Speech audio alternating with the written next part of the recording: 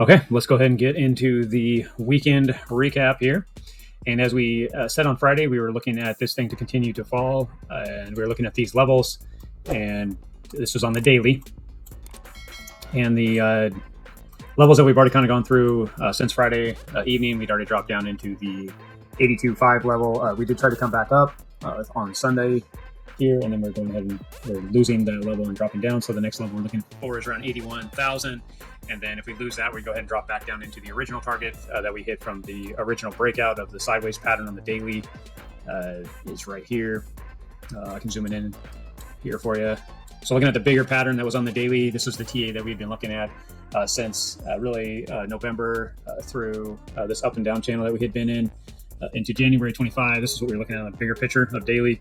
We knew once we actually lost this would have been definitely a drop. You saw a pullback, a drop. So then we saw this continuation to climb, and that's why I was talking about we need to get back above these key support levels to show that we were in a stronger uptrend. We never got up to that point. We started to roll over. And these bottoms and tops are the ranges that we were in. So we definitely needed to clear back into that range of the 90,000, 91,000 roughly level. We didn't make it. We went ahead and started pulling back.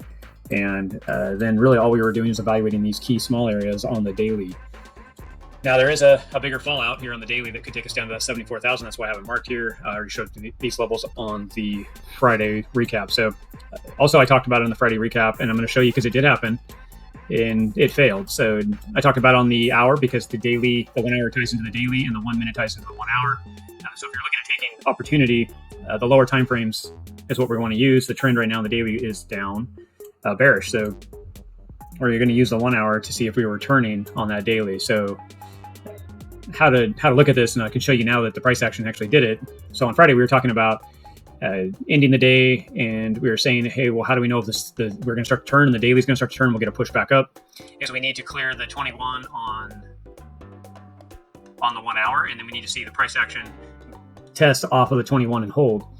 And if you want to take a trade and use this whole concept of what we're talking about, if you were in a trade, and I could understand if you were looking at getting out as you hit this level, you could have ended up getting out here and you're trying to figure out when to get back in.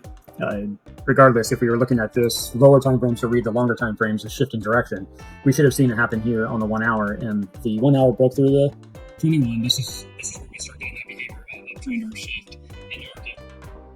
And so we'd be looking at a possible up run up to the 200 again, up in here, breaking these levels again. And if you were going to take this position, this long position, we should have tested the 21 again. And this would have been where the stop would have went, and you could have ran it up here, and that would have been your trade. But price action, I didn't do that. So you saw price action. What it did is it broke back through. We got two closes of below. Then we'd expect it to have a retest. And so the two closes below, we started to fall down. It broke also that level of support that we had on the daily, which is that 82.5 range that we were talking about. And then we saw a back test right here.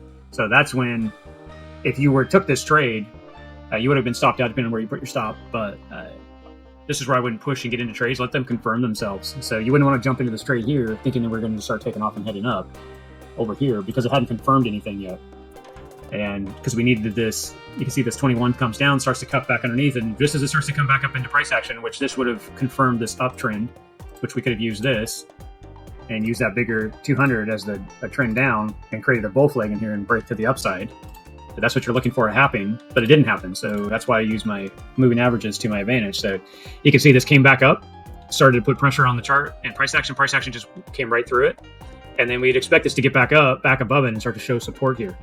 And it didn't. It came back up and back tested it, and you can see the 21 started to roll back over. So it did the opposite of what you see here. Started to just basically quick S curve here, came down, rolled back over, and now we're putting pressure back down on the chart again. So now we'd be looking at really the trend is continuation, and the daily still is in control. Is basically what's being confirmed here. So you could have looked at taking a trade as it's breaking this lower support. Said if I wanted to draw a line on here for the sake of you understanding, this is the current trend that we're coming down on. So if you kind of match this 21 pattern coming down through here. So I'm kind of using this 21 knowing that it's kind of coming down already, and then it rolled back up, and I see it continuing on down. So I'm kind of using price action to help me see this line in this. So it's continuing to use the same 21 and drawing the lines like I've explained in the past. And you can see how it's back testing these areas for strength. And this would have been about where you're looking to get in your trade in, because this is that bear flag. Now, where is it going to go? The same thing we talked about in the past. This was where the bounce and the pull back up came down. This is where it broke. So I just take this 2 areas of price action, and I'd expect this to go ahead and go for the 80,000 level for a target.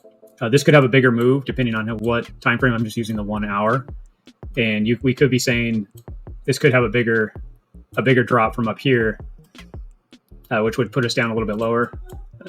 Well, just kind of watch as it breaks down.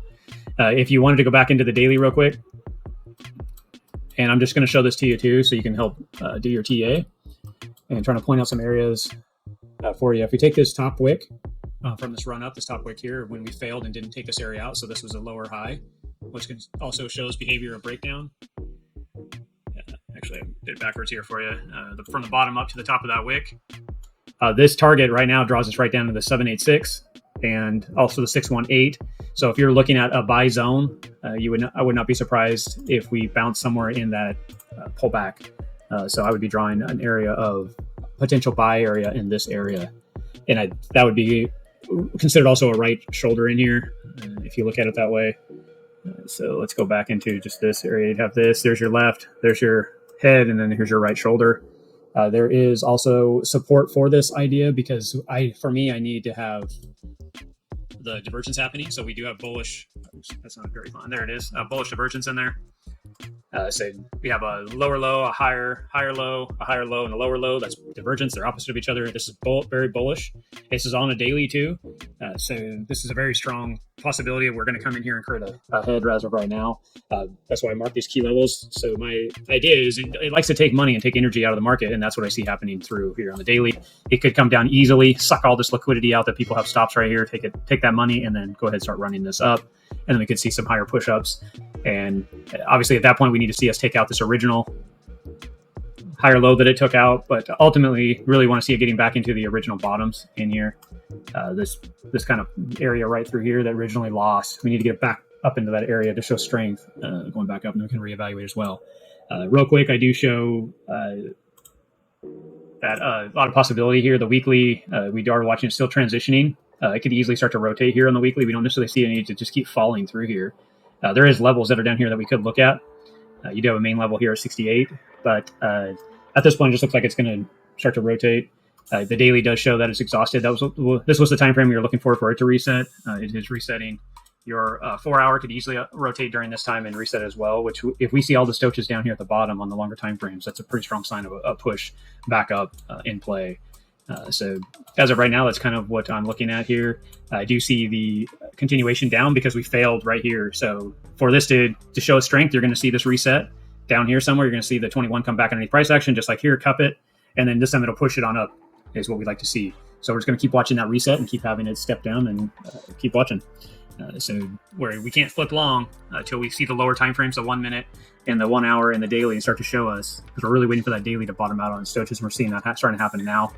So we could see this go ahead and run on down here and reset everything for us. And then the 1 hour can help us show us when we can get in and take a long back up. So, and I will be here every day doing recaps for you Monday through Friday. And then we do a weekend recap. So we'll be here for you, and we'll keep looking at that price action and look for the shift in direction. Until then, we're looking at these lower levels that I have on the chart here and for support. And we'll just keep on watching it until we get back in for an up, or continue to ride the shorts like I am myself. So we'll be talking to you on Monday's recap. Thanks, guys.